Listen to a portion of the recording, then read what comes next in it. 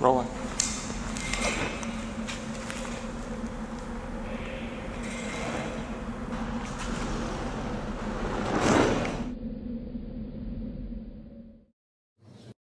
On May 9, 2001, at the National Press Club in Washington, D.C., an unusual and unprecedented event took place.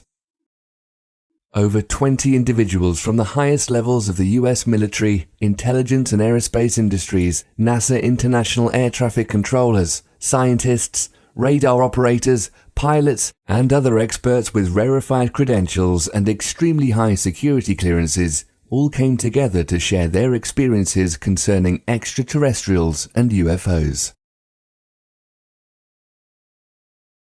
The focus of this conference, put together by Dr. Stephen Greer and the Disclosure Project, was to promote open hearings in Congress dealing with UFO and extraterrestrial phenomena going back over 50 years. It was an astonishing series of testimonies. Here were a couple dozen seriously credible witnesses coming forth on the national stage to talk about the most bizarre events imaginable. Objects under intelligent control doing impossible maneuvers at thousands of miles per hour. What they did was coalesce and started rotating in a circle, and then they disappeared. Glowing red orbs, disabling nuclear missiles deep underground. And this time it was a more intense tone in the guard's voice. Is very clearly very frightened. He said there was a bright, glowing red object hovering outside the front gate. We lost somewhere between 6 and 8 weapons that morning. Alien structures on the moon. And then he proceeded to put photographs down in front of me, and clearly in these photographs were structures, mushroom-shaped buildings, spherical buildings, and towers. An ET pilot killed on an Air Force runway. There's been UFOs in the pattern all night. They're on radar. But in any case, an alien had come off the craft and had been shot by a military policeman, and apparently was wounded and was heading for McGuire. Dozens of incredibly surreal accounts right out of a Spielberg film. But the witnesses are all dead serious, highly intelligent professionals of rank and stature, and in fact were in these positions because of their quality of mind and character. Several had concrete evidence to back up their claims and were all willing to testify under oath before the US Congress. Over 30 international news organizations recorded and broadcast the event.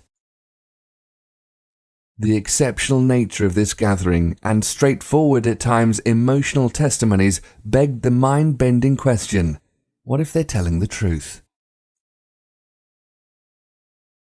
One of these witnesses, an aeronautics illustrator named Mark McCandlish, had several high-level security clearances and worked for organizations such as Rockwell International, Boeing, and the US Air Force.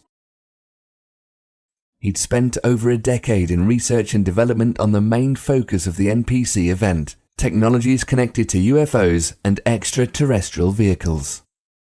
His detailed technical illustration of a purportedly reverse-engineered alien craft, the Flux Liner, a strange flying disc shown at a secret US Air Force air show in 1988, was a highlight of the conference. These discs were hovering off the floor without any visible means of support.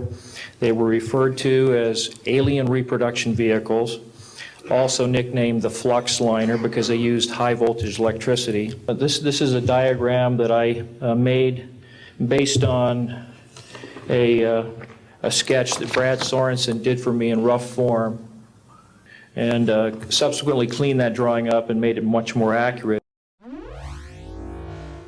This is his story.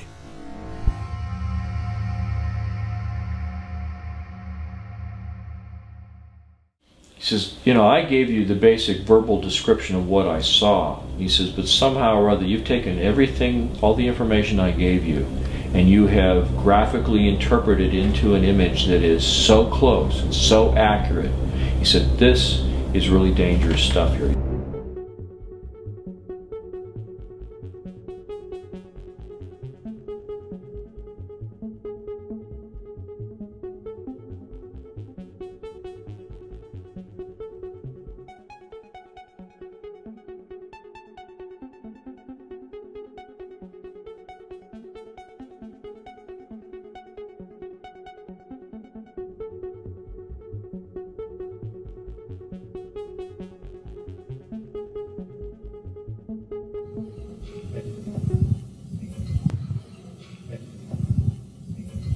Deanne Divis with United Press International. Could you please address the vehicle that there was a drawing displayed of? Why would this vehicle be on display at an air show? What is the power source that you are asserting is going to be so very useful? And how can you determine that this vehicle is not something that is being developed, by a government agency? In fact, I think that was the testimony. This is an alien reproduction vehicle, and just to be clear, this means that it is based on advanced anti-gravity and zero-point energy propulsion systems. They are being manufactured by a consortium of companies that include Lockheed Martin, Northrop, SAIC, and other corporations. But this is not a jet internal combustion system at all. It is actually kicked in by a type of electric power source, and it then accesses this ambient zero-point energy field that is responsible for all matter and energy existing, and by special configurations and what have you, it causes a cancellation of mass inertia and an anti-gravity effect. They do have superluminal capacity, in other words, faster than the speed of light capacity.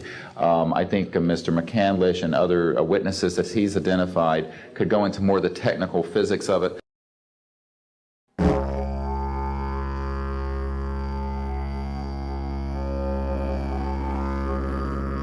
My name is Mark McCandlish, and for the better part of the last 30 years I've been a conceptual artist, illustrator, and designer, working predominantly for the aerospace and defense industries. About 1988, I came into some information that indicated that the United States government was in possession of and operating a kind of anti-gravity technology through a system, an aircraft that was referred to as the Flux Liner or as the alien reproduction vehicle. The story dates back to the late 70s when I was going to college at Art Center College of Design, studying transportation and automotive design. Had a friend there by the name of who had a number of classes with. I switched over to an illustration major before I left. I spent a short time working in the special effects industry in Hollywood, and then left that job to work in the defense industry for General Dynamics. Spent some time working there as a conceptual artist and designer, illustrating weapon systems, and then after a couple of years left that facility and began freelancing throughout the defense and aerospace industry. So that was where it all started. In the early to mid-1980s, Mark's career as an aeronautical and technical illustrator began taking off as he accumulated a client list including the US Air Force, Rockwell International, Lockheed Martin, Boeing, and respected periodicals such as Popular Science magazine. He became well-versed in conceptual design at the highest levels of the US military, industrial, and aerospace programs, and often called upon to generate classified and highly proprietary material. At the time, this was around 1985, 1986, and I had been freelancing for about 4 years at that point. Done a lot of work for Lockheed, a lot of work for Rockwell, and a little bit of work for Boeing. And so I was establishing a reputation and had occasion to talk to an awful lot of experts in the field, various parts of the aerospace industry. So I had an idea of what was going on in terms of the technological development that was occurring in the industry at the time.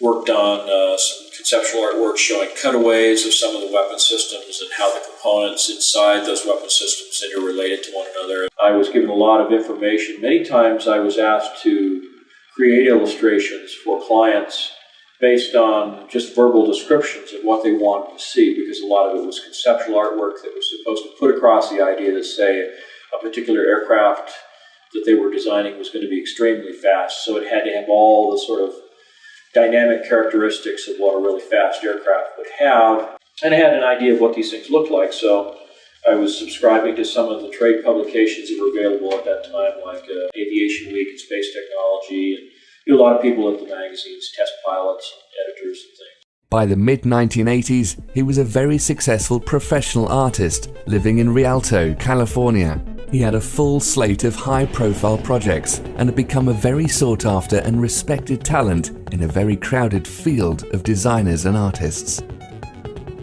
Despite living in the era of Reagan and disco, things were going very well for Mark. Then, in the autumn of 1988, things took a turn for the weird.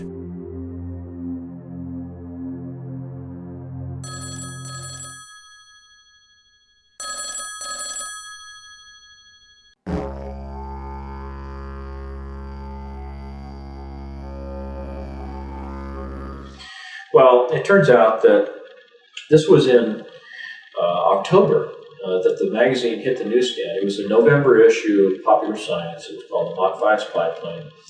And a friend of mine from college, Brad, had seen this cover illustration and had opened up to read the story, and he recognized my name, and he called the art director. He passed along my phone number, and the next thing you know, I get a phone call, and this fellow calls up and said, "Hi, Mark, it's Brad.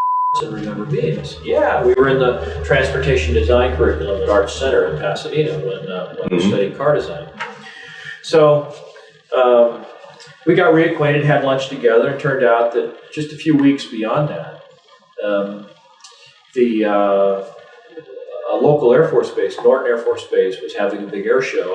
And there was a rumor that they were going to have an SR-71 Blackbird out there, which was still kind of a rare occurrence at air shows to see something like that. And so I invited Brad to come out to the air show, and he suggested that he might be bringing along a client that he was working with. He didn't say who it was at the time, but that he thought that there might be the possibility we could network some jobs together. So we arranged to meet together, and at the last minute, I got a second call from Popular Science to do yet another illustration. It was a quick turnaround. They wanted it done over the weekend. It was a quick, $3,000, so I couldn't turn that down. And it was for their February of '89 edition, with the cover story being about the X-31, which was an experimental aircraft program. So did that illustration, and Brad went ahead and went to the air show. And when the weekend was over, I was kind of interested in his impression, and I called him up and I just said, "How did you like the air show?" And he just seemed completely different. When I talked to him on the phone, he sounded almost depressed. I mean, it was kind of a strange sort of reaction. And he said, "Well, I don't know. I think I saw something I wasn't supposed to see." And I said, "Well, how's that possible? Everything that's at the air show is sent there and flown there with the intent of putting it on static display, especially for the public. So how could you possibly see something that wasn't intended to be seen? He says, well, he says, I got in to see a display that was a little more exclusive. It was something that was set aside for some top military brass and some top politicians with clearances. And the fellow I was with didn't realize at the time that certain items were going to be on display. And as soon as he realized that here I was without a clearance to see this stuff, he basically said, don't say anything, don't talk to anybody, we'll get out of here as soon as we can. So I asked him, I said, well, what did you see that you think is so stunningly, classified that, you'd be in trouble? And he says, well, he says, there was an example of the first generation Aurora there, which was the aircraft that was the second generation aircraft that I did the conceptual artwork for. So he saw the real thing, and so of course I was real curious about what it looked like, and he gave me some details on that. And then he described a number of sort of odd-looking hovercraft and troop transporters and things that were basically just kind of jazzed up advanced hover vehicles of one kind or another. And after going through all of this, I said, well, even this doesn't sound, all that extraordinary. I mean, is there something else? And he says, well, yeah. He says, after they had the main little dog and pony show, they pulled back the curtain and there were these 3 flying saucers hovering there. And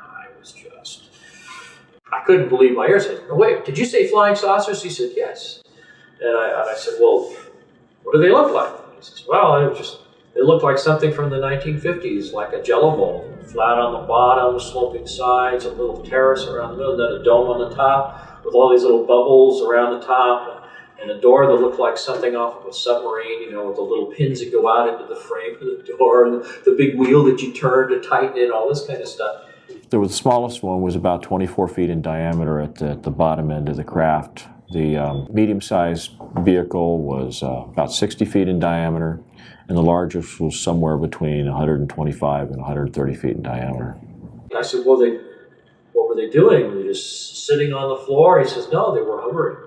There wasn't no landing gear, nothing holding them up, cables, it's just they were hovering. There was a 3-star general that was part of the presentation. When they pulled back the curtains and these 3 flying saucers revealed to the audience that had been brought there to this hangar, this general got up and he was describing these vehicles. He described them as alien reproduction vehicles, ARV for short.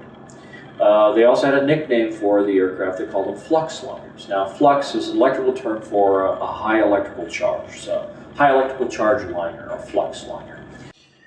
And so this was, so he got kind of scared. He stopped talking. And so I said, well, let's have lunch. He was nervous about talking about it on the phone. So I go over there and we start talking. And as he's describing this stuff, he's describing the different features that he had seen. And well, how do you know that? I mean, if you could just look at the outside of the vehicle, how do you know what the inner workings is? He says, well, they had taken some of the panels off the outside so you could see the inside of, what the components looked like.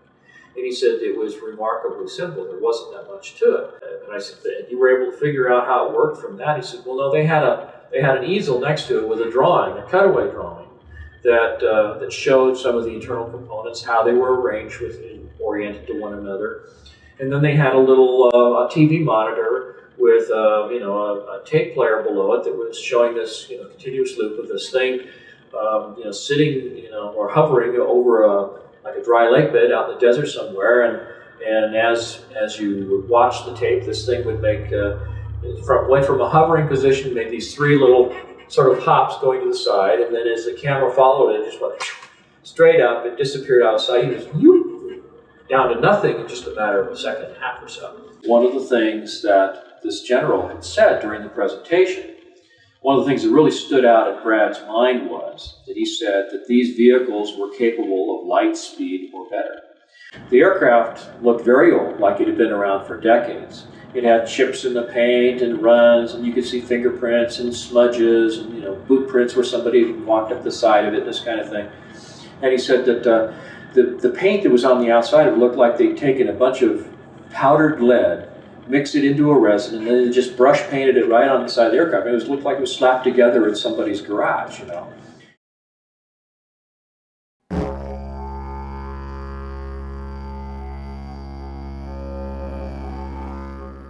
So, according to his account, on November 12, 1988, Mark's friend inadvertently gained access to a highly classified airshow, where the featured hardware of the event was real flying saucers. They were really strange looking, but appeared functional, and were named to suggest anti-gravity and reverse-engineered alien technology. An official present stated they could travel faster than light. Despite their futuristic performance capabilities, these appeared to be stripped-down, road-worn working prototypes, which had seen practical operation for years. If this were the case, they were crude but tangible proof of concept for a staggering leap in aviation technology. They used extremely advanced electromagnetic or field propulsion, as opposed to solid or jet fuel, nuclear power, or any other commonly known conventional means. It also meant our government and at least one other major defense contractor, Lockheed Martin, had been developing and deploying functional systems along these lines for many years.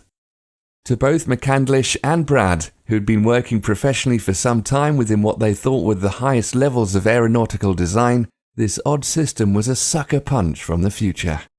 Apparently this had a really, really serious impact on Brad, and he really seemed kind of, you know, stunned by what he had seen. So we got together for lunch, and I was doing all these idea sketches of what he described to me about how the components related, and I had, you know, your stereotypical sort of lens-shaped, you know, flying saucer like you see in, you know, more modern movies and stuff. And he said, "Oh no, it's real simple. It's flat on the bottom, sloping sides like, you know, a section taken out of a cone, a little ledge, and then a dome on the top." He said the dome is actually the top half of a crew compartment that's like a big ball. Pretty sure that was about 12 feet in diameter. There's a central column that goes down through the middle. There's like a flywheel thing on it that, you know, maybe, I don't know, 6 to 9 feet in diameter. There's 4 ejection seats that are all back to back on this central column above the flywheel type thing. And he says a bunch of oxygen tanks in there. They're all around the bottom. And he said the bottom is this huge capacitor array. It's probably, I don't know, maybe 12 to 14 inches thick. It's shaved off at an angle on the edges, looked like it had been put on a big giant milling machine, and they milled off the edges at a 35-degree angle. He said there's a series of these plate capacitors. I said, well, do you think that this is functioning like the Beethrow-Brown effect, like, you know, these experiments were done back in the 60s with levitating things with, you know, electrostatic fields and stuff?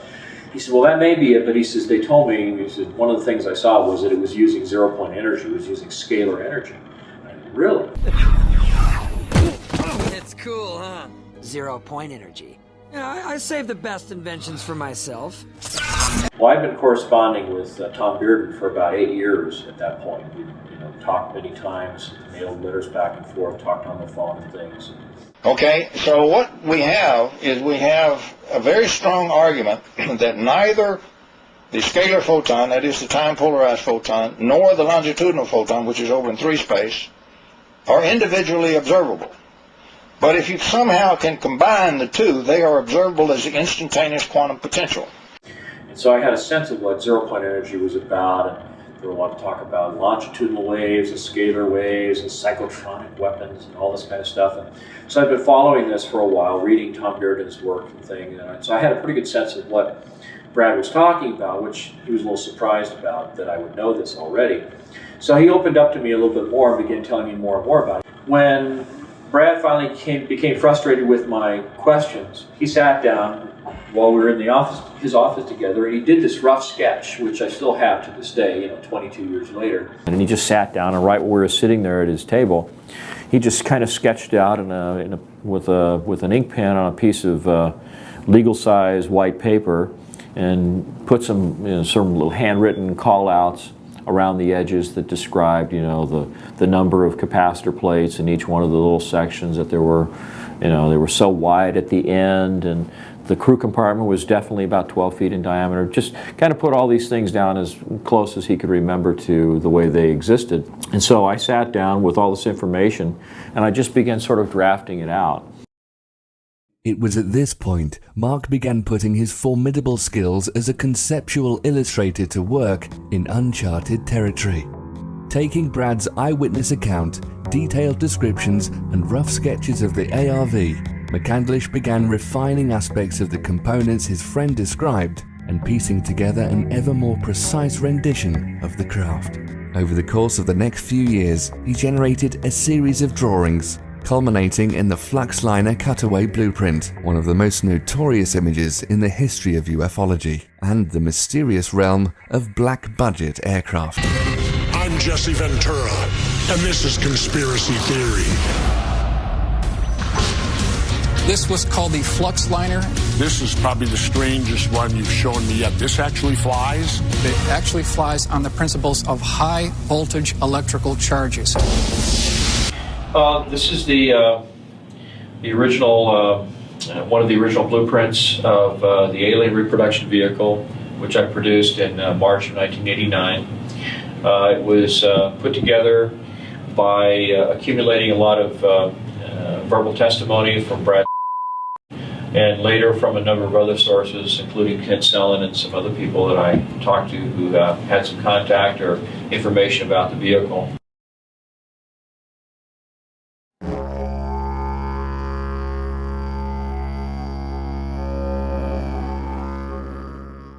For Mark, his friend Brad's initial account was a fascinating story with a degree of veracity and plausibility, worth exploring and doing some research, but was after all just one man's tale of a fairly unbelievable event, concept, and machine.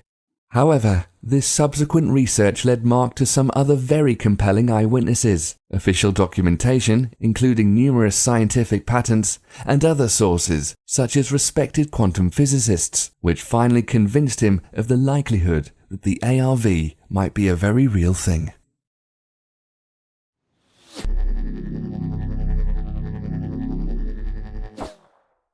The first verification of the story that I picked up on the alien reproduction vehicle was around 1991, 1992. It was the first air show at Edwards Air Force Base where they actually had the B-2 stealth bomber on display. And in the course of that air show, I had occasion to join up with some clients from Rockwell International, and they introduced me to this fellow who claimed at the time that he was working with the Air Intelligence Agency. His name was Kent Sellen. He claimed that he had inadvertently seen this same craft at Edwards Air Force Base North Base facility in 1973. And I said, when, how, where, you know, what were the circumstances? He says, well, I was a crew chief. He said, I worked on Bill Scott's plane when he was a test pilot. And he says, one night my ship supervisor said to me, you know, go out to North Base. They've got a power unit out there, a ground power unit for an aircraft that's leaking or failed or something, so we need to take a tow vehicle out there, go out, pick it up, bring it back. Well, instead, what happened is he comes up off the dry lake bed, rolls right up on the tarmac, and is going down these rows of hangars. They're all Quonset-style hangars back then. And he stops in front of the first one with the doors cracked, expecting to find this defective ground power unit, and what does he see? He sees this flying saucer sitting in the hangar, hovering off the ground.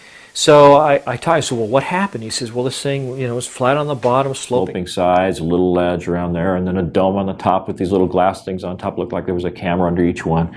And I said, really? He said, yeah. No, you know, no landing gear. It was hovering. And I said, let me borrow your pen. So I took out a Kodak lens cleaning tissue package that I had in my camera bag. It was the only thing I could think of to draw on. I did a quick sketch of this alien reproduction vehicle as described by my friend Brad Sorensen back in 1988. And I said, is that what you saw? And he says, oh, you've seen one. And I said, no, but I wasn't sure until this moment that the story was absolutely true. And so that was when I knew there was a second point of confirmation. He says, I wasn't there for 15 seconds and I heard footsteps running up to me. Before I could even turn around and look, he says there was a machine gun barrel at my throat, Another one over here, and he says, a gruff voice says, close your eyes and get on the ground or we're going to blow your head off. So they put a hood over his head, blindfolded him, hauled him off, and they spent 18 hours debriefing him. He was forced to sign some non-disclosure documents about that, but then was given some additional information about it, things, details about the ejection sequence for that vehicle and so forth, things that Brad didn't know anything about. So that gave some validity to what he was saying.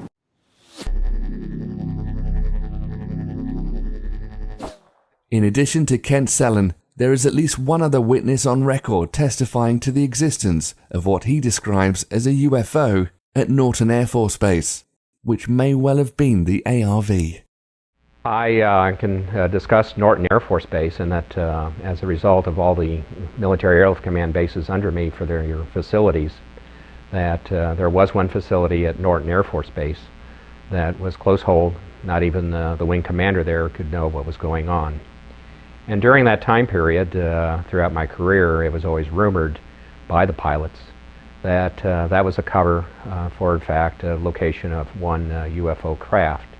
And the reason for that location was folks that could come out, land at Norton, play golf, be part of a golf tournament, and so forth, and during that process could go by the facility and actually see the UFO.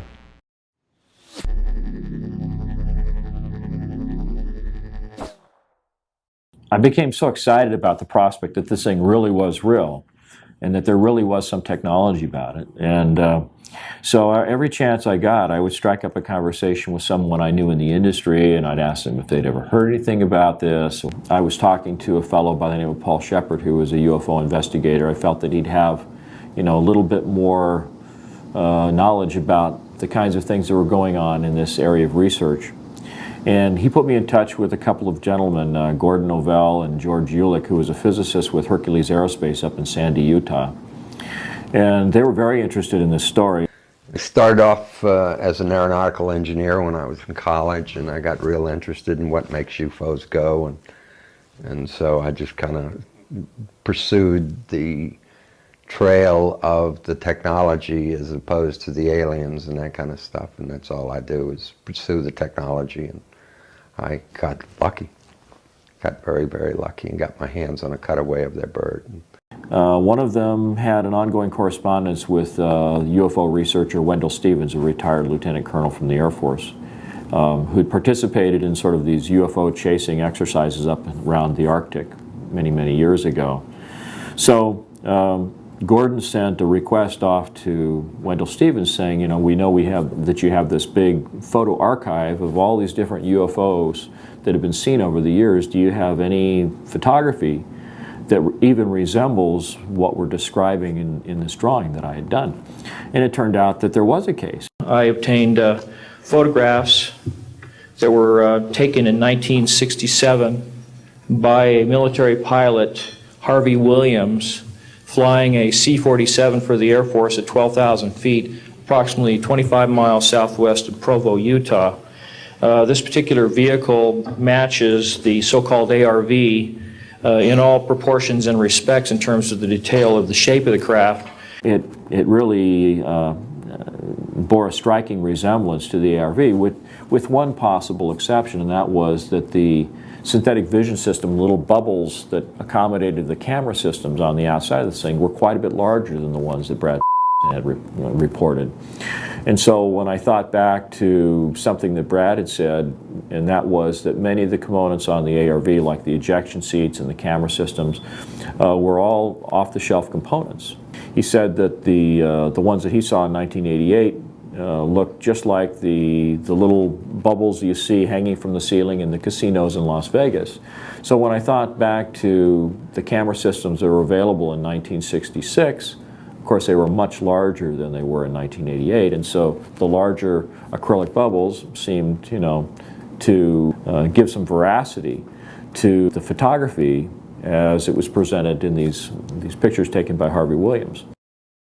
One of the things that came up in the investigation was the fact that a number of the witnesses starting in 1988 described the vehicle that they saw as looking like it had been around for a long time. Chips in the paint, fingerprints, greasy handprints and that kind of stuff.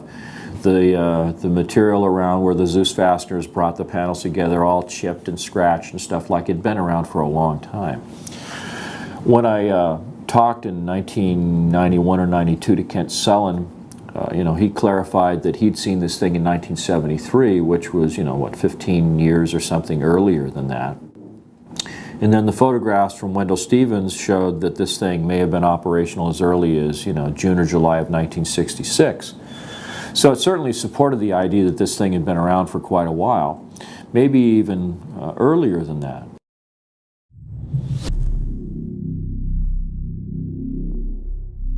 When you look at some of the photography of UFOs, going all the way back to some of the earliest photography we know of, McMinnville, Oregon, for example, you see the same general layout, you see the same general configuration, the flat bottom, the sloping sides, a little dome in the middle, sometimes pointy, sometimes almost like the top end of a cylinder that's been chopped off, sometimes a perfectly round dome, sometimes even, like a cone on the top. So it suggests that, there's many different variants of the system, but the overall arrangement of the components is basically the same.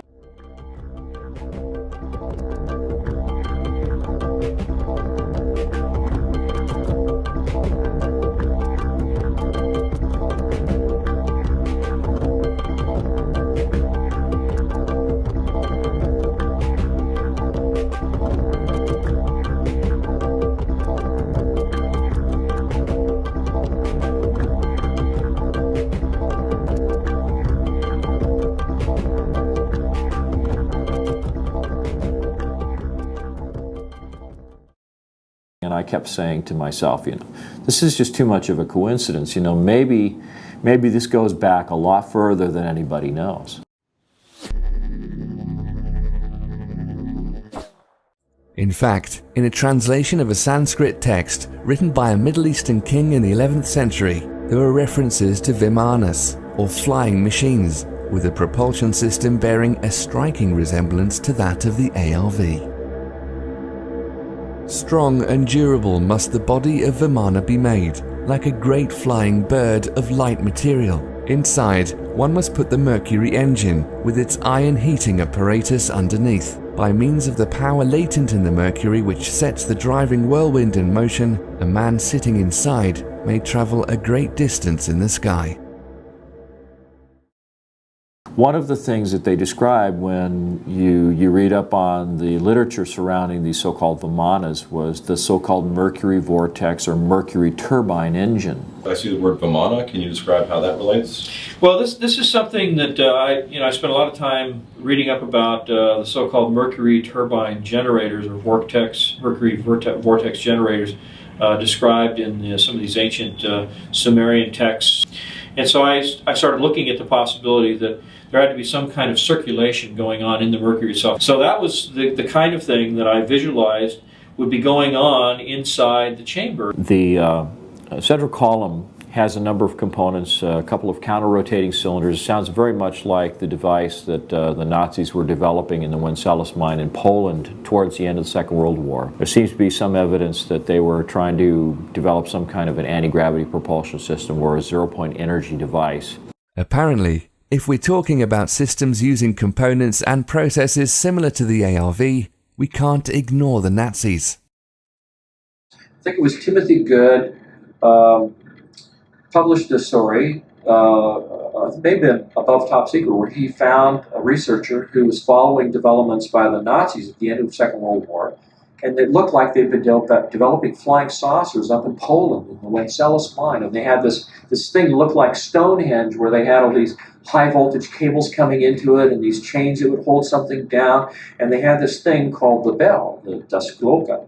Die Glocke. The bell. That was down in this mine in Wenceslas, and that it involved a ceramic dome, and it had two cylinders inside with a mercury solution circulating in it. The two cylinders were inside an electromagnetic field, and they were counter-rotating, and they had this mixture of mercury, thorium, and beryllium. Now, it looks like there's a high-voltage electrical discharge that's being sent through the mercury, and that is somehow doing something that enables this anti-gravity effect to occur.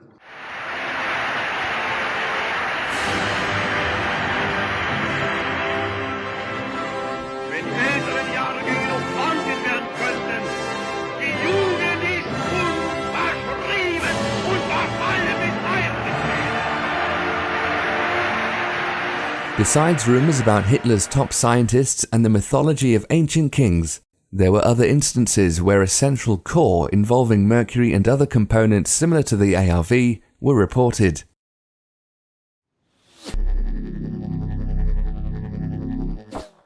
At one point, Mark contacted and interviewed possible UFO abductees to gain insight on the technology they may have seen in the alien craft, something he had in common with McDonnell Douglas in the 1960s and possibly numerous other corporate and government entities since the 1940s. I wound up going to my management and telling them, you know, you're not going to believe this, but the UFOs are clearly coming from someplace else. They're clearly manned or humanoided, and the only question is whether we're going to figure out how they work before Lockheed or after. And so as a result of that, the company at that time, which has now of course been bought by Boeing, over several years put in about $500,000 worth of research effort under my direction to study gravity control techniques and also analyze UFOs. We hired a police detective to interview witnesses, abductees. We had experimental work and theoretical work. So it was kind of a fun project. In the course of all this, it occurred to me that one of the other resources that I might be able to draw on was people in the alien abduction community. I began to think, well, these people are either crazy or they're really having an experience of some kind. And some of them even talked about implants that were being recovered from their bodies. And so I was intrigued, and I thought, well, okay, if any of these stories are true, there might be a chance, however slim, that if they really were abducted by aliens, they might have gotten a tour of the ship. They might have seen some propulsion system components. And so I heard three of these young ladies being interviewed on a radio station out of Las Vegas. This was sort of the precursor to Art Bell and Coast to Coast AM. It was the Billy Goodman Happening. And he was interviewing Cindy Vodovos, Melinda Leslie, and Alicia Davidson. Contacted the station, they put me in touch with these three young ladies. I interviewed them individually and much to my surprise determined that these young ladies seemed to be bona fide examples of the phenomena with implants that could be seen on medical MRIs. So what I did was I simply asked them to describe what they saw, and without disclosing anything that I already knew about the components inside the alien reproduction vehicle, I found that these young ladies, at least one of them in particular, was able to describe not only components that strongly resembled the ones that were inside the alien reproduction vehicle, but they were also at a higher level of sophistication that actually gave additional clues about how the ARV actually functioned. Alicia Davidson described being escorted into the engine room and seeing the propulsion system components. And it involved a central column that was made of a transparent glass-like material. She said there was a silvery fluid that was spiraling upward at the bottom of this column. Down in kind of this well that was in the center of the spacecraft was this little tiny flywheel-like mechanism spinning, which matched the ARV also. And this is at a point when this young lady had never seen any of the drawings that I'd done of what the ARV was structured like. I was just talking about propulsion components in general. But then she said that when you looked across this little well, this lowered floor area in the center of the room, was like a guardrail around it. She stood there. So you could look across, and she said it looked like below the deck she was standing on was this glass-like material with these coils of wire going through it. And they were spaced out in the same proportions as the ones on the ARV. The thing that she said that was most significant was that the column itself was rotating in one direction, and the flywheel was spinning in the opposite direction. There was counter-rotation, which is something that's often been reported in UFO sightings. You see components on the craft that are spinning in opposite directions. Back here on Earth, the scientific community has been busy since the end of the Industrial Revolution. There have been dozens, perhaps hundreds of US and international patents dealing directly with electrokinetics and electrogravitics, going back to the turn of the last century. It would be safe to assume private industry and the military have also been working on a great deal of related applications off the public record. In short, since Nikola Tesla's first experiments with pushing electricity around, mankind has had a thing for anti-gravity.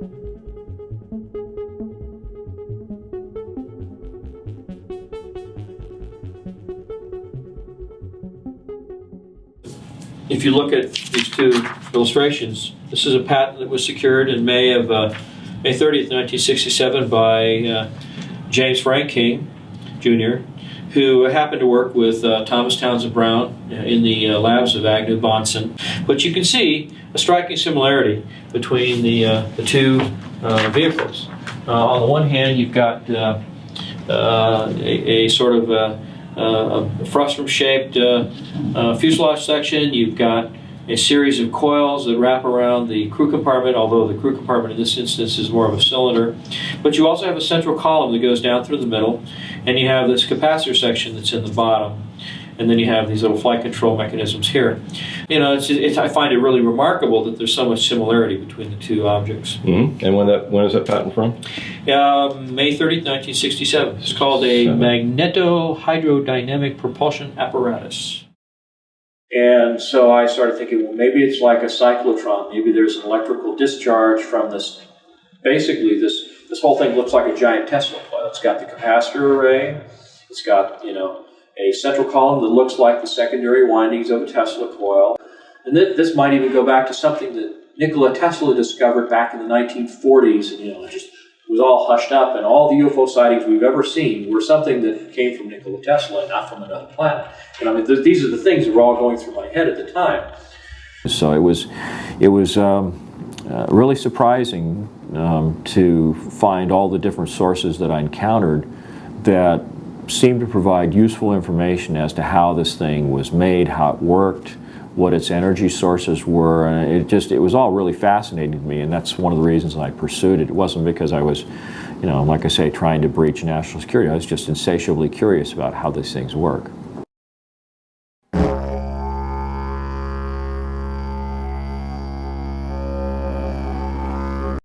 And he said it was remarkably simple. There wasn't that much to it. The ARV system, for all of its claims of flashy, out-of-this-world propulsion capabilities, was indeed remarkably simple. It could be described as a large-scale, souped-up Tesla coil, designed to negate gravity and inertia, with off-the-shelf navigation and life support systems bolted on, almost as an afterthought. You could think of it as the Model T of anti-gravity vehicles, an industrial dune buggy, or crude hot rod that can get you to Mars in a few minutes. In this version at least, first-class seating was still a way off.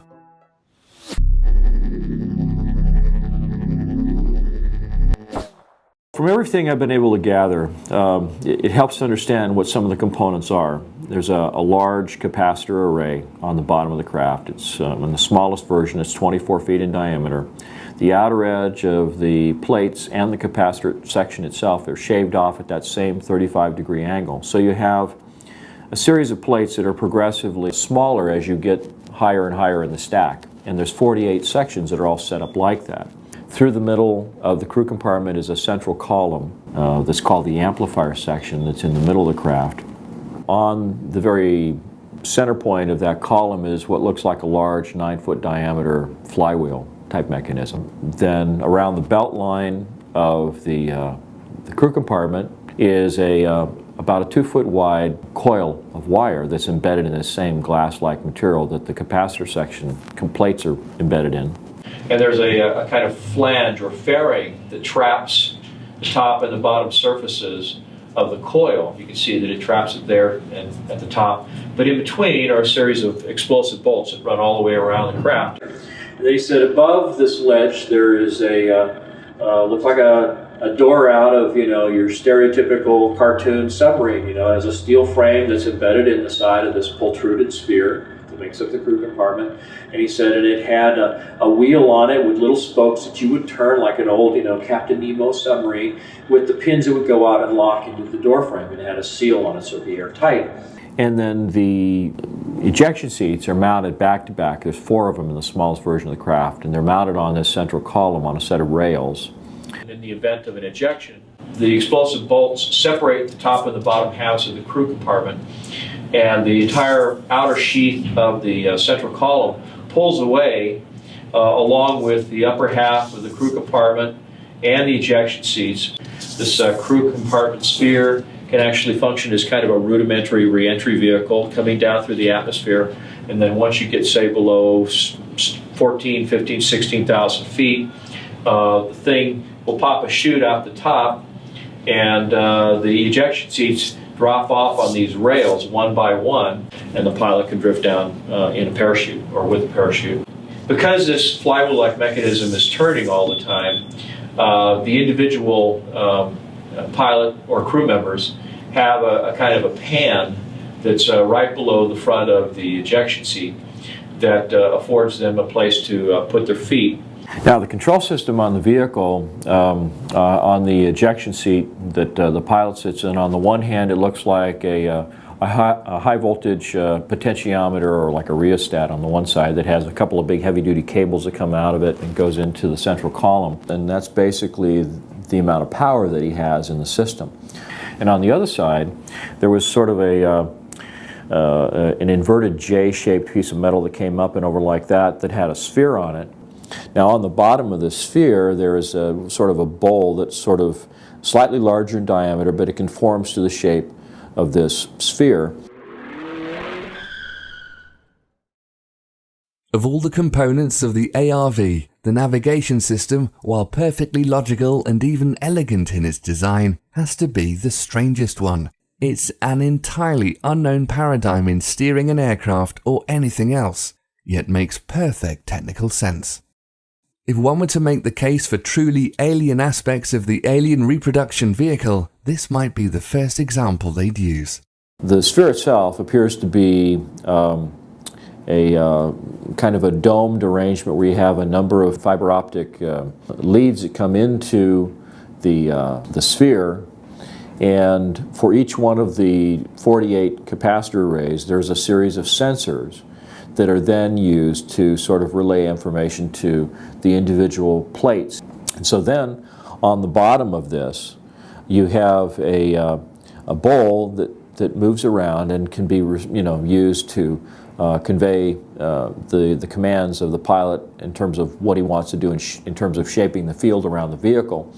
And right in the center of that bowl is a kind of laser diode that sends a laser beam up into the underside, the inside of this sphere. And so as the bowl moves, that laser is sort of scanning around on the inside of the different sensors that are responsible for each of the capacitor sections. Then will, there's a series of relays that'll open up and close and let a certain amount of energy in, or prevent it from going in. And when it's dead center, it means that all of them get the exact same amount of information. You just go straight up. If you want to bank to the right, then you bank this to the right. It sends the laser signal over to the opposite side of the dome, and it says that the opposite side of the craft is going to get more energy, so it banks in that direction. It's kind of like in a helicopter, in the swash plate of a helicopter. When you want to bank to the left, you create more deflection in the main rotor on the right side so that it begins to bank to the right, or bank to the left, excuse me. So it's kind of the same principle. Then you have an oxygen supply that's strapped to the lower part of the central column down here in the lower part of the crew compartment. You have a much larger set of oxygen tanks, and these are all protruded vessels, by the way. There's no steel or aluminum in terms of the oxygen supply in the vehicle. There was also a pair of oxygen tanks under the seat, and that was assuming that maybe you had to eject, when you're at 25 or 30,000 feet, and you needed some air to get you from up there down to the place where you'd actually be able to breathe ambient air. I said, well, were there windows? And no, there weren't any windows. He said there was a thing called a synthetic vision system. And he said there were 6 or 7 of these little plastic bubbles around the top of this thing, one on the very top in the center, and then maybe 6 around about halfway up from where the ledge was to the very top, and they were spaced at even distances. And he said in each one there was a little CCD camera. So the synthetic vision system was set up so they would take 2 cameras and it would have a converging point of focus in those 2 cameras, so that it would just be like looking through a set of binoculars. So you'd have a left and a right eye view, and it'd give you a 3-dimensional view outside the vehicle, but with no windows. And the reason for that, apparently, was that this aircraft was using extremely high voltages, and the voltages would ionize the air around the vehicle so much that it would start producing X-ray photons, which are absolutely lethal. So you have to have basically a barrier to protect yourself. You also have a robotic arm that seems to be blended in with a composite fairing sitting right on the top surface of the capacitor array that has the ability to extend outward with a little air-driven claw that's on the end of it. In fact, I think that the craft's magnetic field or electromagnetic field is probably so powerful that conventional little electric motors probably wouldn't work in this kind of an application. Where they took the panels off the side of the aircraft is that they had Zeus fasteners that were these little, like, quick spin lock things that they put on there to hold the panels. The panels are all like a fiberglass material, it's all composite. The entire vehicle appeared to be covered with what he's referred to as a goopy lead paint. It looked like little flecks of lead that had been suspended in kind of a resin and just painted haphazardly over the outside of everything on the vehicle, with the possible exception of the door itself and these little blisters that house the synthetic vision system. So why would it be goopy lead paint? Well, the theory is that the electrostatic field created by this huge capacitor array and the ionization that occurs just because of the propulsion system might be enough to create a level of ionization around the craft that's high enough that it would produce X-ray photons of its own accord. And so you would want to be able to protect the pilot and the crew members from that radiation. So anyway, that's the general overview of the structure of the vehicle. This is a vehicle that has the ability to travel up to or beyond the speed of light. And part of the reason that it's able to do that is because it exploits the energy form that's embedded in space-time that's responsible for the effects of mass and inertia.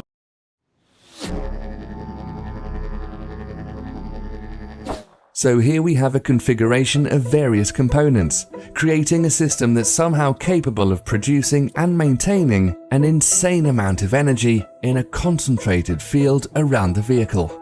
This field can be precisely controlled by the pilot with the aid of a basic throttle, an alien steering ball, and a bunch of casino cameras. There's plenty of onboard oxygen, handy if you're off the planet, and a lead coating so the occupants don't get fried in their seats, and a robot arm in case you need a robot arm somewhere. It looks like a big clumsy diving bell from 1905, but apparently works like a helicopter you can take past light speed. Its beauty and elegance lie in the propulsion system, maybe a really fast one that gets around currently accepted physics, one we commonly associate with UFOs. For anybody who has followed the work of Einstein or just basic physics, one of the sort of inviolable rules of physics is that there's no material object that can actually go faster than the speed of light. So somehow or other, and I'm not saying we got this from aliens, but they did call it the alien reproduction vehicle, but somehow or other, this simple system that Brad described in these diagrams was able to do this.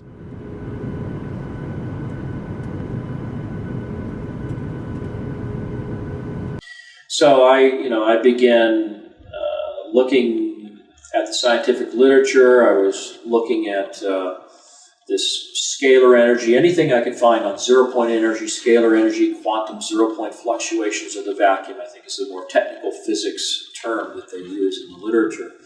And it turned out that there really were scientific papers that were being published by a number of different scientists, Hal Puthoff, Bernard Hayes, Alfonso Rueda, who just happened to work at Lockheed Skunk Works, by the way. So I started noticing the names and where they worked and what they do, what they were talking, what they were publishing. And it occurred to me that, maybe these are people who have some insider. So I started looking at that. I started looking at the things that Hal Puthoff had said. In the middle of last century, physicists made an astounding discovery. And that is what we ordinarily consider empty space isn't empty at all. Even if you go to the far reaches of outer space, it turns out that rather than emptiness, what we call the vacuum is really a seething cauldron of what we call quantum energy, or zero-point energy. Zero point just simply means that even if you froze the entire universe down to absolute zero, froze out all motion, where everything would be as quiet as you could possibly get it, this energy is still there. It was predicted by the mathematics of quantum theory, but the numbers were so large. For example, there's enough energy in the volume of a coffee cup to evaporate the world's oceans. It was thought, well, this must be some kind of artifact of the theory. But as time went on, various predictions in quantum theory were verified in the laboratory, and it finally turned out we had to take these numbers seriously. So I opened up a correspondence with Hal Puthoff, and he was very gracious in taking time to talk to me on the phone, send me copies of the peer-reviewed papers that he had published in Physics Review, Physics A, Physics B, and I couldn't understand the mathematics with all these Greek symbols, and I mean it was really advanced theoretical stuff, but what I was able to follow were the paragraphs that were before and after the equations that explained what all the math was talking about. And so as I went through these papers and I would talk to Hal, he would explain to me, well, this means that this is a certain process, a polarization process that happens in the vacuum of space-time, and when you do that, you have this kind of phenomenon. When you do that, you have this other phenomenon. And the papers that he wrote started to indicate the zero-point energy that's embedded in the environment. Is responsible for the effects of inertia and gravity and mass, and the reason why, as you accelerate through space-time, the mass of your vehicle increases.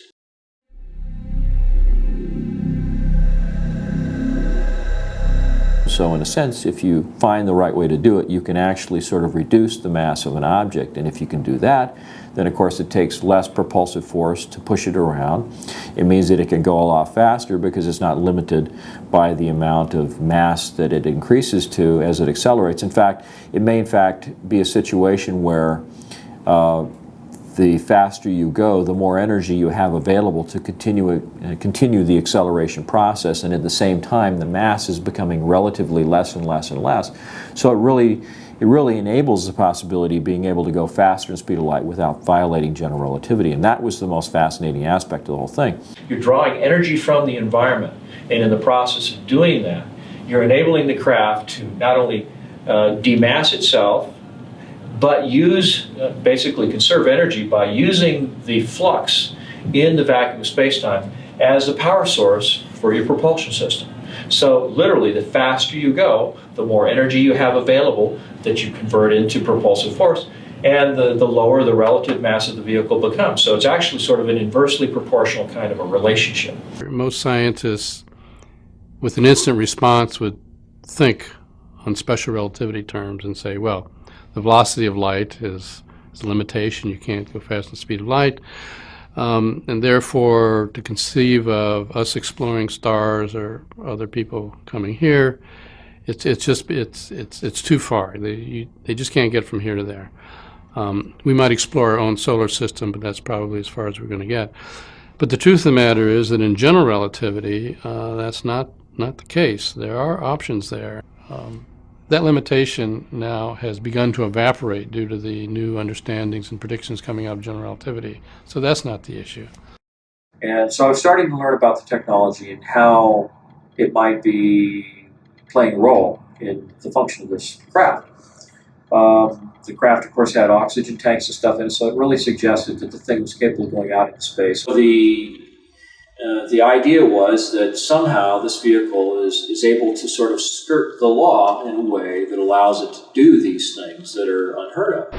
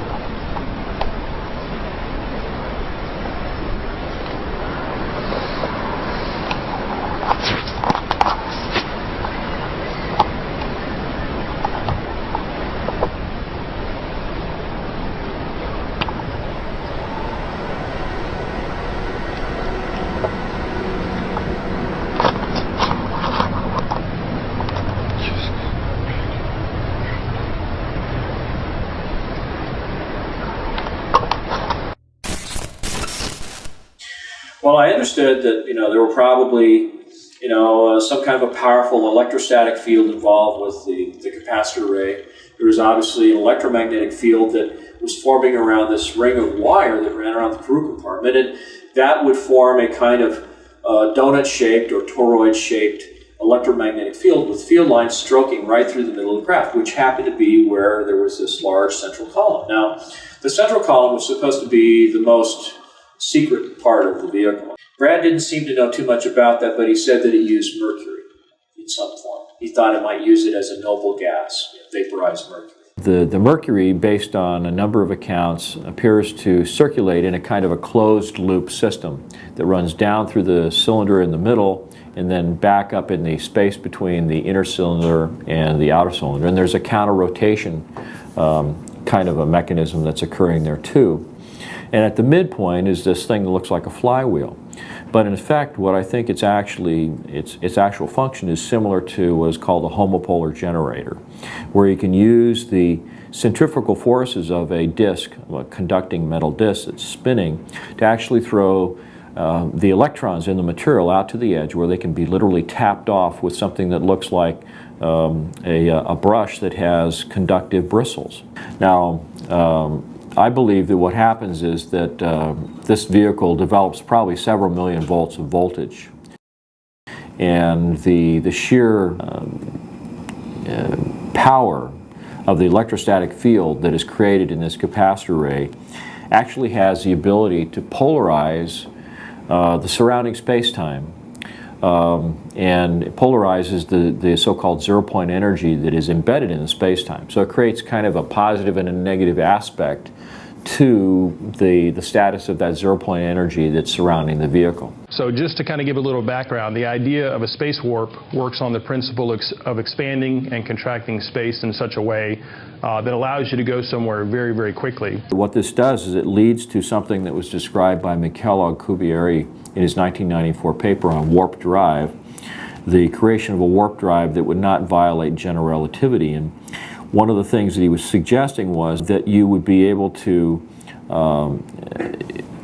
engineer a vector or a pair of vectors in space-time that would, on the one hand, cause a compression of space-time ahead of the vehicle and an expansion of space-time behind the vehicle, and that there would be an intervening space between those two phenomenon that would pretty much peg your sense of gravity, your sense of inertia to the environment that you departed from when you initiated this movement. So in essence what you have is you have a spherical event horizon around this particular region that might be called a dynamically engineered local space-time.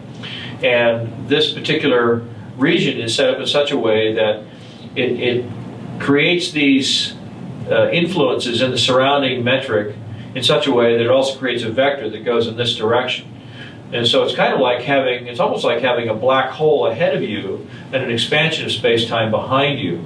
But the actual environmental conditions that you experience inside the spacecraft are pretty much pegged to the time and place that you start out from.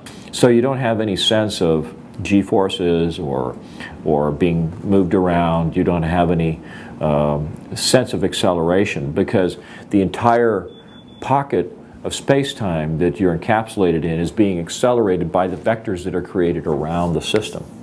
So it's uniformly accelerated. The space-time pocket that you've created, the vehicle itself, the crew, the cargo, everything is moved as one complete package, and so there's no sense of acceleration. But what it allows for, according to Alcubierre's calculations, is what he was calling an arbitrarily large speed, which suggests something in excess of the speed of light at superluminal speeds. So to the person that's inside the vehicle, it may appear that you begin to accelerate away from a particular location, but to the person who's standing outside the disturbed region of space-time, it looks as though you just were gone, just in an instant. So this is an ARV, isn't that what it's called?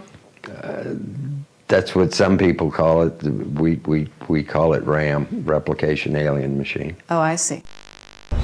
Many highly credible reports of UFOs share a few key descriptions of how these crafts behave. They appear to have the ability to accelerate to extremely high velocities at will, far faster than any man-made craft, as if the speed of light maybe isn't any big deal. They can stop on a dime and turn at random angles, while traveling at these crazy speeds, like the forces of mass and inertia, which would flatten anyone in a normal situation, also aren't a problem. And they're silent, without any visible rockets, jets, or exhaust of any kind, like they're pulling the energy they use out of thin air. Superluminal speed, mass cancelling, and ambient field propulsion.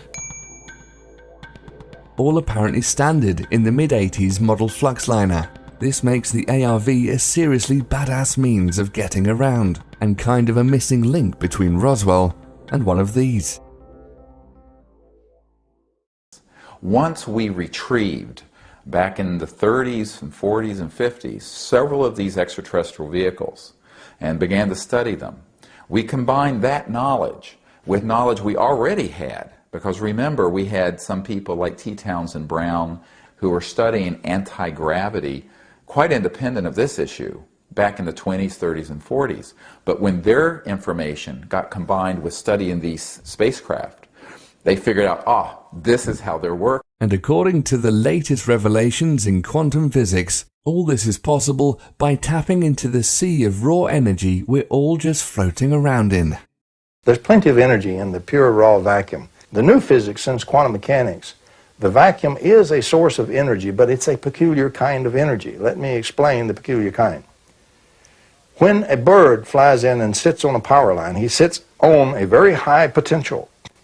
But between his 2 feet, he has no potential difference, no voltage.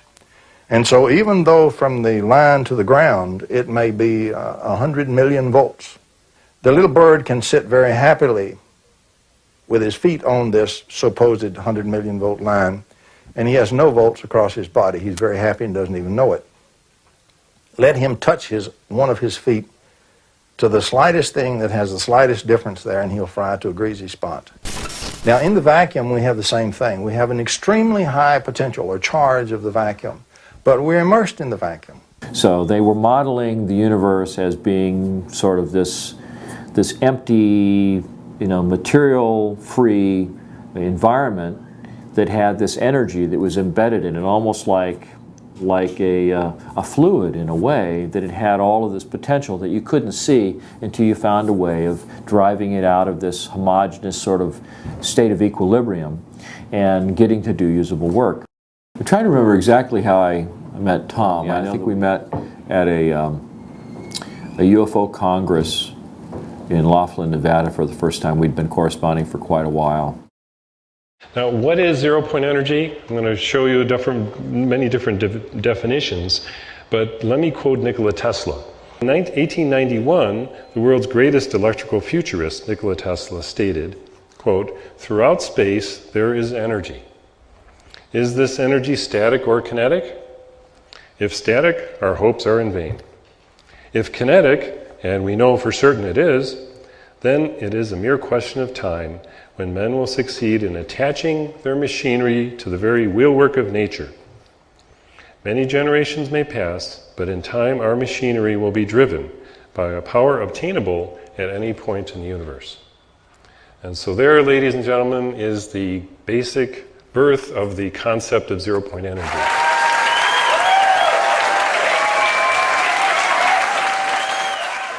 The real issue becomes, is this new technology something that's so advanced and so far out there that it's really beyond the scope of our modern civilization? Is it something that's so hard to achieve that it requires such a tremendous amount of development that it would cause the economy to collapse? Or is it a real threat to existing forms of energy like oil, coal, nuclear, wind power?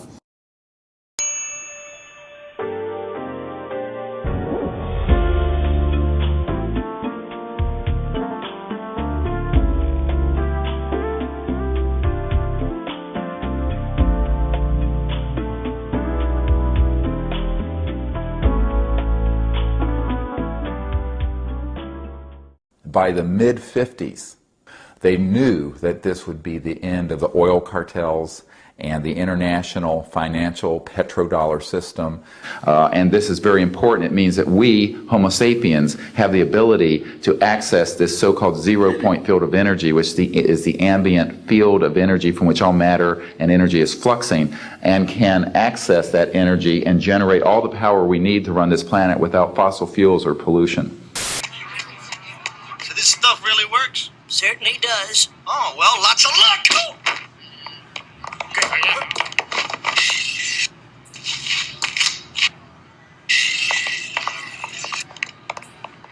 Technologies connected to UFO and extraterrestrial vehicles, if declassified and used for peaceful energy generation and propulsion, would solve the looming energy crisis definitively, would end global warming, would correct the environmental challenges that the Earth is facing. When I got involved with Dr. Greer and the Disclosure Project, I was very excited. And it was an opportunity to go to Washington and maybe have an opportunity to talk some real live politicians about what the potential of this technology might be.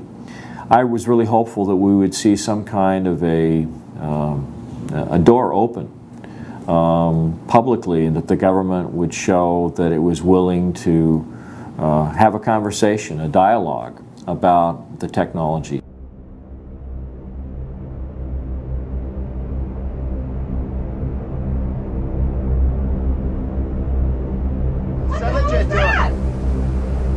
Holy fuck! Oh my God! Oh my God! September the 11th basically knocked May 9th off the radar, permanently.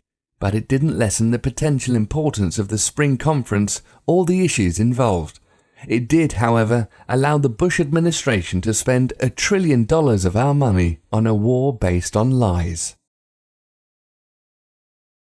So, getting together with Dr. Greer, going to Washington, D.C. was exhilarating, met a lot of interesting people, and it made it clear to me that there's a lot more going on behind the scenes than anybody can imagine.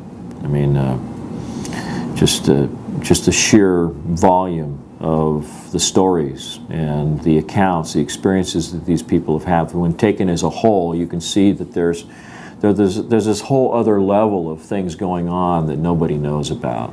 And there's a handful of people that may have an awareness, an overview of all that, but how it's affected me, well, that's a good question, because I can think of a lot of things that have happened to me that, if I didn't sit down and seriously analyze all the facts, I might be able to attribute it or blame it on, talking about flying saucers, talking about the alien reproduction vehicle. When I finally did get around to making a copy of this original drawing in the form of blueprint, I sent a copy to Brad. And one of the first things that he said to me on the phone was, and he wasn't kidding when he said this, he said, Mark, he says, this drawing is about as accurate as you can get. He says, every detail, every aspect of it is right on the money. He said, it is so accurate in every way. He says, this has to be probably one of the most dangerous illustrations you've ever done in your life. And he says, and if you're smart, he says, you'll tear up the original, you'll throw it away, and you'll never talk about it again. When it was all done, the CIA, one of the CIA men told the people they were now sworn to secrecy that this meeting never happened and this event never happened. You don't necessarily write anything down. You don't write anything down. And you keep it to yourself. It's a need-to-know basis only. Well, I thought, gee, this is something that we have to keep quiet, and that was verified by the Chief of Security. So I got the feeling that somebody was monitoring my activity. And there was one point at which I wasn't home at the time. The phone rings. My girlfriend, Michelle, picks up the phone, and a voice says to Michelle, you better tell your boyfriend to stop doing what he's doing, or he's going to be in really deep trouble. And, then I did. One by one, I lost all my defense clients as a conceptual artist. And it could have been attributed to my involvement with the Disclosure Project. It could just be that I'm an actual artist with paints and brushes, and I don't work with computers like, some experts that I know. And it may be because there were a lot of people that didn't want to be associated with somebody who talked about flying saucers and anti-gravity and aliens and all that kind of stuff. The reason it's called alien reproduction vehicle is that it's based on the study of extraterrestrial vehicles, but it is manufactured by human military intelligence, aerospace contracting arrangements. We have studied specifically extraterrestrial vehicles which have been retrieved. The breakthroughs in that research have led to applications that have led to the building of this and similar anti-gravity devices. I mean, you can understand how corporations, and Brad told me that it had a big impact on his life, because when his name started popping up on the internet associated with the ARV story, there were a lot of his Japanese clients that wouldn't have anything to do with him because they did not want any of that kind of reputation tarnishing information associated with their product and their brand. And so, he did everything he could, and I've minimized, my mentioning of his name, except where it comes to, historical documentation of what's happened to him and I and other people I know. But I feel terrible in some respects because, I was encouraged by Dr. Greer to name names on camera, and I wasn't ever really sure what doing that meant in terms of protecting identities or protecting people, other than making some footnote in history that this person came forward, said something, and then whatever happened, happened. I had threats on the phone. I had the IRS come up and take all my money, take all my cars. In fact, that's what happened to a guy in Canada. He had a machine the size of a shoebox that was supposed to put out enough power to power your home, and it was very unusual. Well, he was very open. He would give demonstrations. He wanted some investor to give him $1 million to sell the rights, and he was doing all the wrong things. Sure, of course. And then one day they came with a SWAT team, surrounded his house, confiscated all his machines,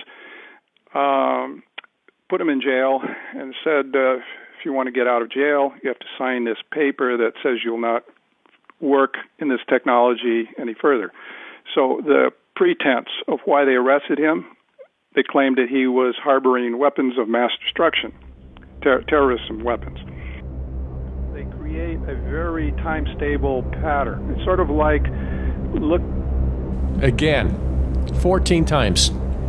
Oh, by the way, Mel, what's your phone number you're calling from? Maybe... Yes. We should write that down. Okay, because they find it's coming from your end. Not from here. Something out of West Coast is causing this. Okay. So you might check that out with the police over there. I noticed clicking on my phone. I'd call someone and my voice would be echoing. There were all these weird sounds, like someone else was hanging up the phone after I'd say goodbye, but I wouldn't hang up, So I had the feeling that I was being watched. I started feeling like maybe I was being followed. There were just, things, cars that would make a number of turns, and then, when you look at them, they'd turn off, that kind of stuff. And you've actually heard a couple different stories about people being shut down when they're trying to implement this. Or killed. Yeah. I mean, there's many times I lay awake at night with my 9mm under my pillow, loaded, and I wonder why they haven't killed me. I honestly do. There's evidence to suggest it's dangerous to become successful in the area of applied zero-point energy, cold fusion, or related free energy technologies, or it can at least lead to very bad luck. Professor Stefan Marinoff, founder and director of the Institute of Fundamental Physics in Graz, Austria, was the de facto leader of the European free energy movement. He fell out of a high window in 1997. Eugene Maloff, an eminent physicist and expert in cold fusion who apparently had working tabletop devices, was beaten to death in 2004 at the height of his career and the day before a public announcement of his findings. Arie M. de Gois, an inventor of a patented revolutionary clean energy technology associated with the zero-point field, was found nearly dead in his car at an airport in 2007 and died a short time later. He missed his flight to Europe, where he was about to obtain substantial funding for his work.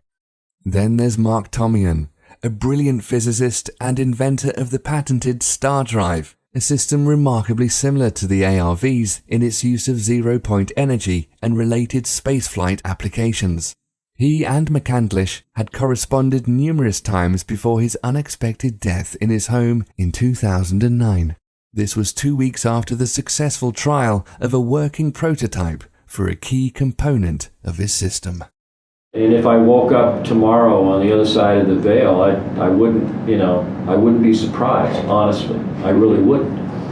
Because I know how serious the technology is, I know that it's real. The storyline basically is that there's a lot of work going on in the aerospace industry that would indicate that we have black projects that have gone even darker, and that there's work being done on electrogravitic, on scalar technology, etc., that we don't even think that those in Congress or even in the military that approve black budgets are aware of. I've seen copies of inter-office correspondence among defense contractors that openly stated that they felt the technology was a fundamental enabling technology, that it had all kinds of different defense applications, but it also had a lot of serious civilian applications that would be beneficial to humanity as a whole, to the environment. It seems obvious that someone, perhaps a group, maybe some kind of a rogue civilization within our society has captured the technology, they're exploiting it for their own aims, for their own interests, whatever those might be. There's not a sliver of doubt in my mind that it exists, that it's being exploited in some way, whether it's for intelligence collection, whether it's for logistical support, whether it's for retrieval of raw materials from the asteroid belt. I have no idea why or what it's used for. All I know is that it's extremely advanced, it's being used more and more. I can only say that all the people who've sought to figure out what's going on using the Freedom of Information Act have kind of overlooked the fact that if this was a purely corporate endeavor and not a government-sanctioned endeavor, that it may be one way in which the technology can be completely overlooked and skirt the reach of the Freedom of Information Act. Because if it's considered trade secret or corporate property, so to speak, or controlled by corporations, it may be possible that they could keep this secret for a very long time. Even with people actively in the government that know that it exists and maybe have contact with some of these corporate officials that control the technology.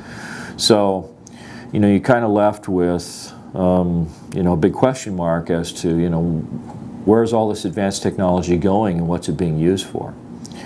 If there was somebody that had this sort of interstellar trade program going on with another civilization, that would be very interesting, but I can't understand why they would want to keep that quiet. It would seem like such a mind-expanding, enlightening thing for people to know about. Maybe we'd stop shooting at each other and start thinking about how can we get along with the people on, stars or star systems, that are around us. So it's hard to say. That the outer edge of this large 24-foot diameter disc causes the phone to ring.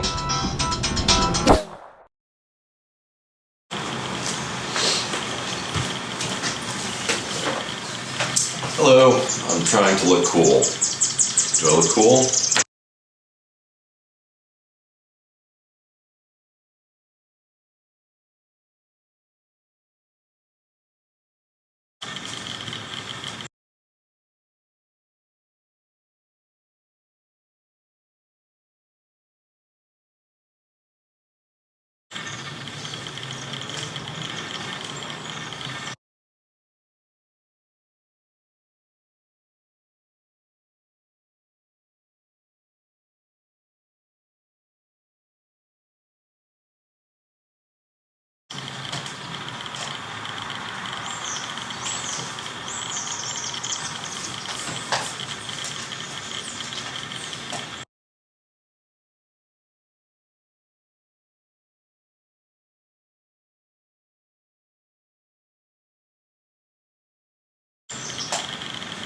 A.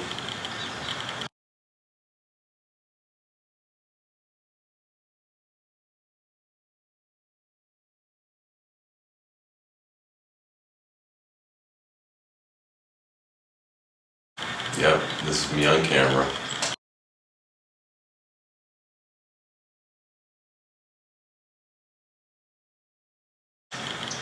Okay.